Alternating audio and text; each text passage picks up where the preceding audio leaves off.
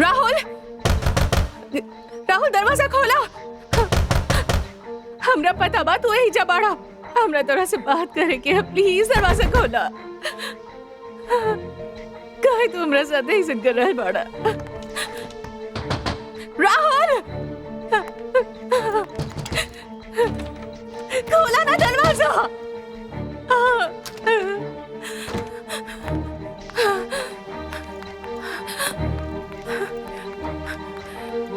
राहुल रुक जा, राहुल प्लीज रुक जा, प्लीज।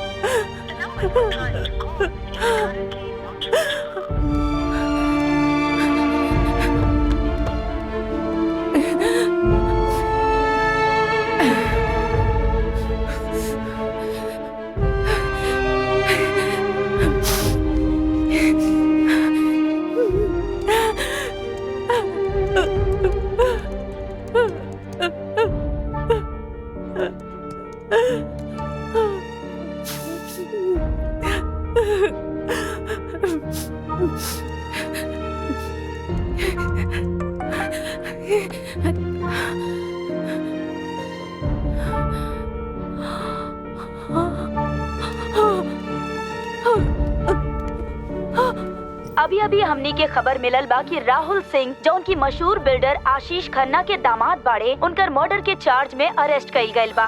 फिलहाल पुलिस उनकरा से पूछताछ कर रहल बाड़ी।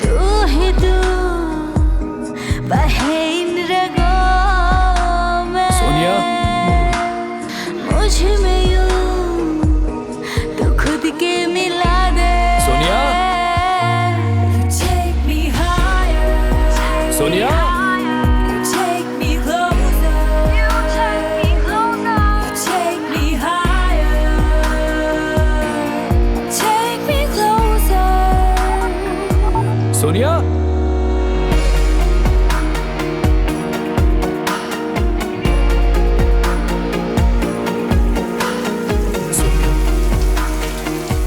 हे,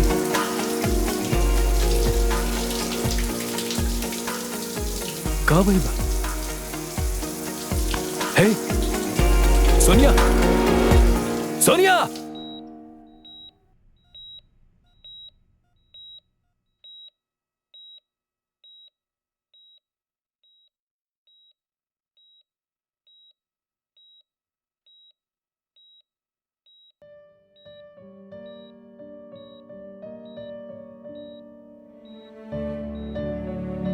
अभिषेक, हम समझ रहल बानी तो इतना परेशान काहे बाड़ा, मगर तू बहुत बड़ न्यूरोलॉजिस्ट रह चुकल बाड़ा ये हॉस्पिटल के।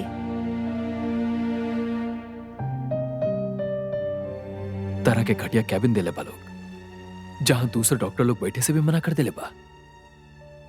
हम एजे एक हफ्ता खातिर बानी, लेकिन मैनेजमेंट प्रॉमिस कैले बा कि अगला हफ्ता कुछ बेहतर करी। ओ अच्छा, कैसे?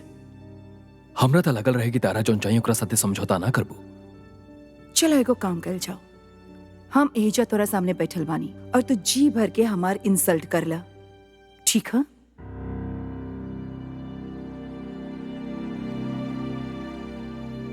सॉरी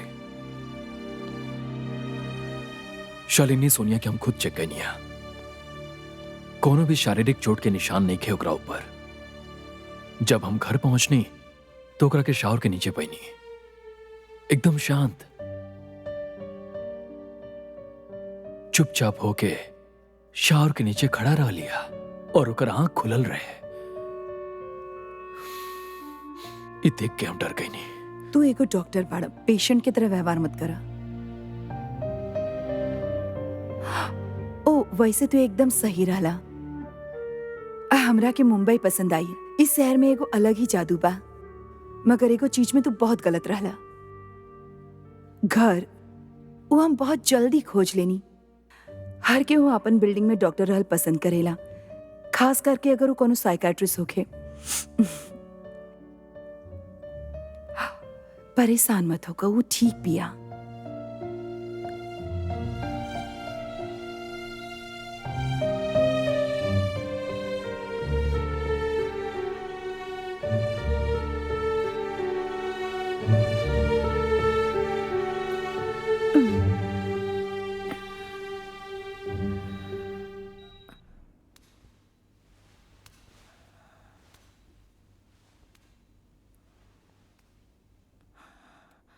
हेलो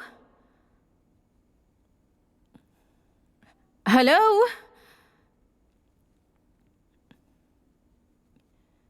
केहू बा का है जा?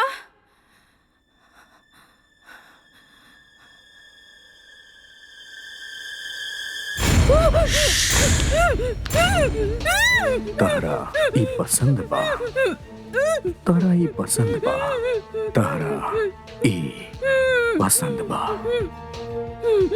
चुप रहा। अब हम अपन हाथ हटावतानी।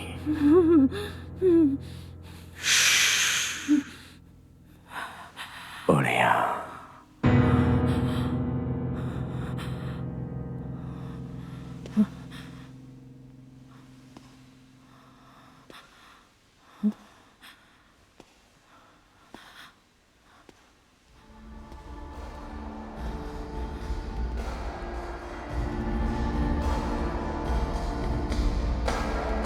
रफ्ता रफ्ता हसरते लेवे के बाकर बटे बुझा बहुत बढ़िया, ई चांद बहुत बढ़िया। ना केहू भी तारी है ज्यादा पसंद आवेला हमरा।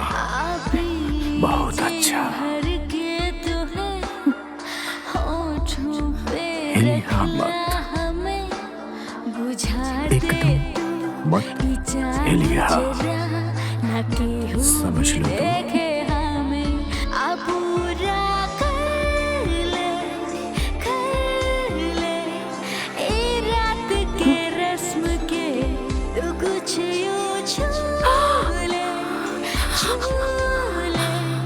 प्यासा हमार जिस्म के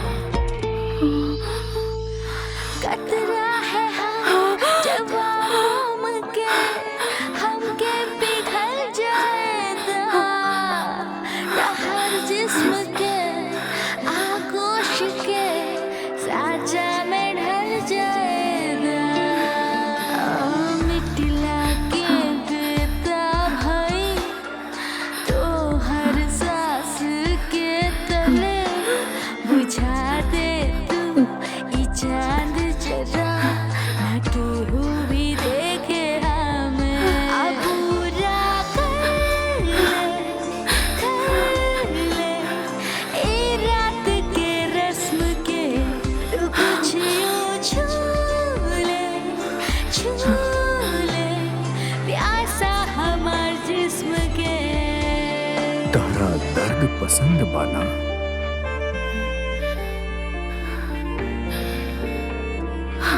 हम तारा के चोट पहुंचाई।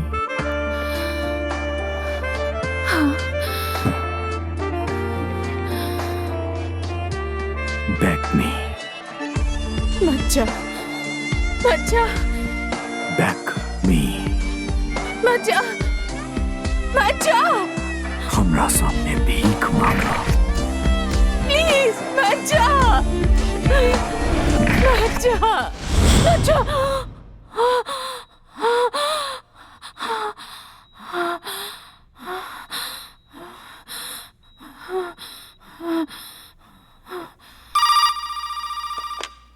हेलो, ओ होश में आ गल बिया। चला अभिषेक, हाँ हमरा लगता कि तोहरा ओकरा से पहले जाके मिल लेवे चाही। ठीक बा? ओके।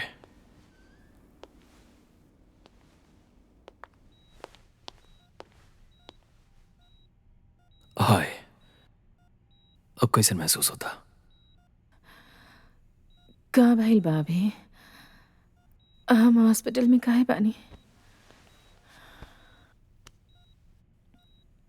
बस गिर गिल रहलू, कुछ सीरियस नहीं के। गिर गई रानी? कब? कहाँ? हे, हे, हे, कहीं चोट? रिलैक्स, तू बस घर पे फिसल गई रहलू, फिर बेहोश हो गई। सेफ्टी खातिर एजा लेके आई नहीं है, बस इतना ही। सोनिया, तारा आखिरी बात कौन सा याद बा? हाँ?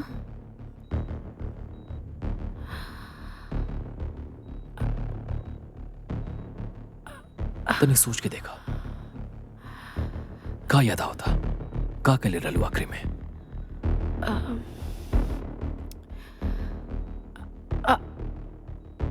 हम गई रानी डैड के ब्लड टेस्ट करावे डॉक्टर के पास। उनकर हार्ट अटैक आयल रहे। ओकरा बाद हम अपन फ्रेंच क्लास खातिर गईनी। तब हमरा साथे लीना रहे।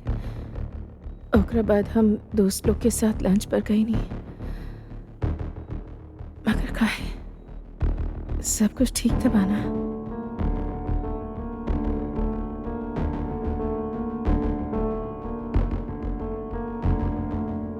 शालिनी, ये जल का रहल बा। का मतलब बा तोहार? ओकरा डैड के हार्ट अटैक, ये फ्रेंच कोर्स, ये सारा चीज 6 महीना पुराना बा। का?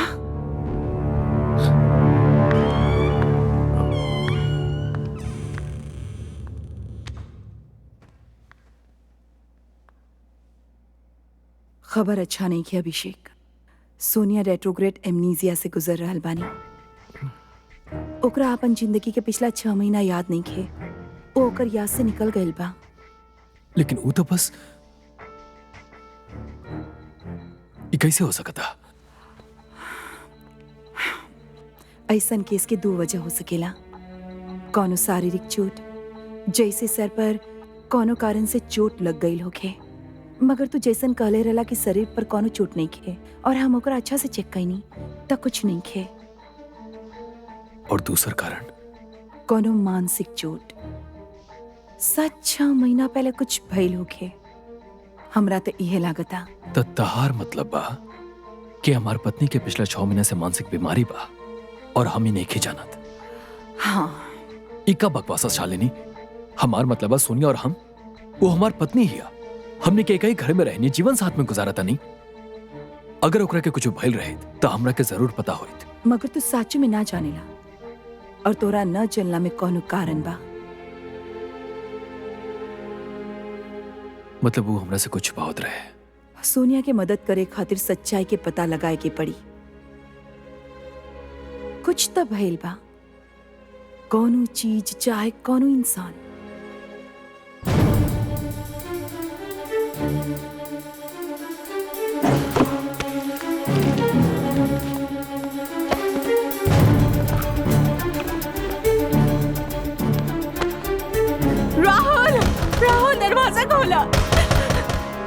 जाना तानी तू यही बाड़ा। हमरा तोरा से बात करे के बा, प्लीज दरवाजा खोला प्लीज। तू भीतर का कर रहल बड़ा बतावा हमरा राहुल, प्लीज दरवाजा खोला। राहुल हमरा पता बा तू यही बाड़ा। हम तोरा से मिले बिना इजा से ना जाइब, समझला तू?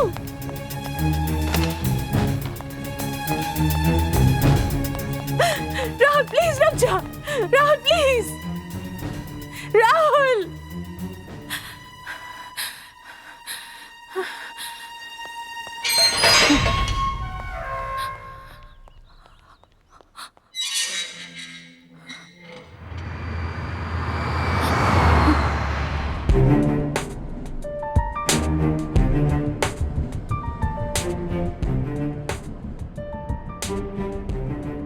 अरे यार, ए, रुका रुका, साइड में लगाई। लेता नहीं, कहाँ लेता जाता नहीं, रहा? लेता नहीं। चला, लाइसेंस बाका। का साहब, चला दिखावा जल्दी से। का आप लोग भी ना यार, यही तो हमारा काम बा। मालूम बा।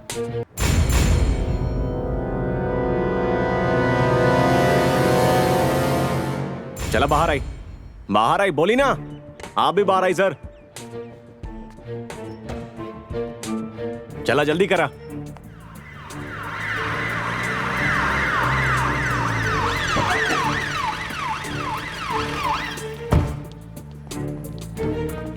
पूरा नाम? आपके बानी? सीबीआई इंस्पेक्टर जीत राय। नाम?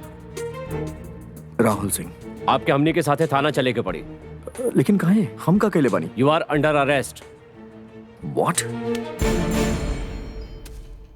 एकरा से का कनेक्शन बा तोहार? ई सलीम हो? हम जानता नहीं एकरा के। देखिए इंस्पेक्टर साहब, एकरा जाती तौर पे ना जाने ली, एक दो बार बिजनेस के सिलसिला में मिलल बानी। अच्छा, खून के बिजनेस है तोहार? व्हाट डू यू मीन? खून भइल बा ये आदमी के? ई का बकवास चल रहा बा? आप लोग हम क्या इसे अरेस्ट ना कर सकेली? ए, ज्यादा ऊंचा आवाज में बात मत कर। हमरा मालूम बा तू पढ़ल लिखल बाड़े। अब पढ़ल लिखल अच्छा आदमी की तरह सब सच सच बोल। बातचीत बंद करी।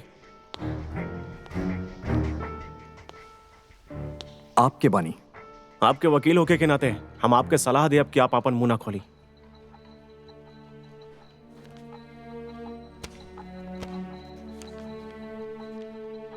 के भेजले आपके? मिस्टर कुकरेजा भेजले बाड़े आपके खातिर। कुकरेजा? वैसे उनकर कहे के बाकी आप उनके जाने लन, तो आप चिंता मत करें। यही केस के हम हैंडल करत बानी, तो जितना जल्दी हो सके हम आपके बाहर निकाल ले। और आपके वाइफ दिया भी एकरा से सहमत भी है। यही कारण से आज आप भेजा बानी। का मतलब बाप के? मिस्टर राहुल, आप अपन वाइफ से आखिरी बार कब बात कैले रहनी है? यू नो कि 2 दिन पहले आपके वाइफ सुसाइड करे के कोशिश कैले रहन। वेल, आज सवेरे ही पुलिस आपके वाइफ के एगो स्टेटमेंट ले बिया, जेकरा में उस साफ तौर पे कहले बाड़ी कि उनकर सुसाइड कैला के पीछे की सच्चाई ई बा कि उनकर एगो ऐसा सबूत मिलल बा जेकरा में ई बा कि आप मर्डर करे वाला बानी। आप एकरा बारे में का कहबा?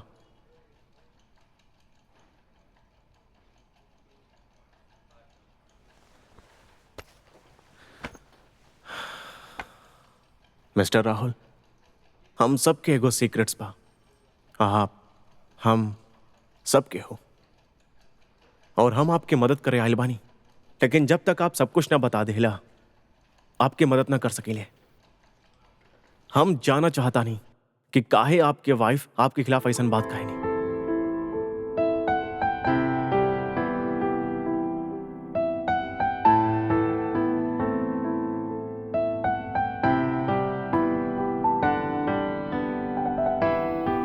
Hello everyone and welcome to my channel VB on the web studios Bhojpuri.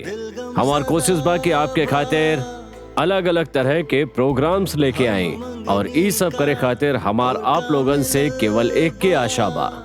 यदि आप लोगन के ई एपिसोड पसंद आए तो प्लीज लाइक करें, प्लीज शेयर करें, और स्क्रीन पर दिख रहा लाल और सफेद बटन के क्लिक करें और चैनल के सब्सक्राइब करें। आपके सब्सक्रिप्शन बहुत कीमती बा जे हमने के उत्साह बढ़ावे में सहायक बने। Thank you. पैरों से जमीन जैसे जुदा बा, ऐ जिंदगी है जिंदगी, आदत न दे